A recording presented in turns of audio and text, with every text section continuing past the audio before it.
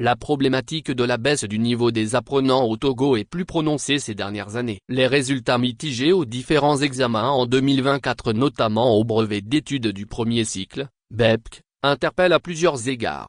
Les spécialistes de l'éducation pointent du doigt l'inadaptation et la multiplication des programmes scolaires, l'insuffisance de la formation des enseignants et du budget alloué au secteur de l'éducation ainsi que l'avènement de la télévision et des réseaux sociaux. À cela, s'ajoute, le chômage des diplômés qui ne motive pas les jeunes à étudier, la situation socio-professionnelle des parents, le retard et l'absentéisme des élèves.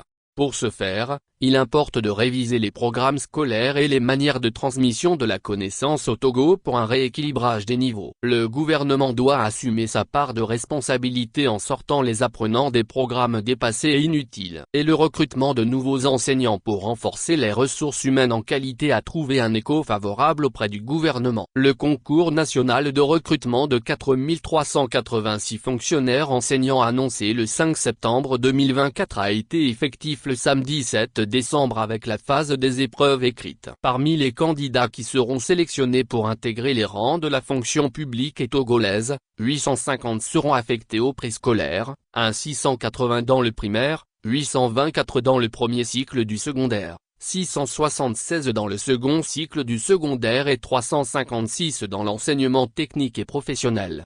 Dans l'attente des résultats de ce concours, des voix s'élèvent et appellent à la dépolitisation et à la transparence pour que les plus méritants soient proclamés. C'est une lapalissade, des concitoyens doutent de la crédibilité des résultats des différents concours à la fonction publique. Ce ne sont pas les déclarations du ministre du Désenclavement et des Pistes Rurales Bourahima Kamfitine Tchodissa en date du 3 avril 2022 dans la région des Savanes à Nano précisément qui peuvent dissiper ce magma profond de doute. Quand on fait des concours, tous ceux qui sont derniers là, viennent des savanes, nous sommes obligés de passer par d'autres moyens pour qu'on essaie de repêcher certains de vous pour qu'ils puissent devenir enseignants, pour qu'ils puissent devenir personnel de santé, avançait-il.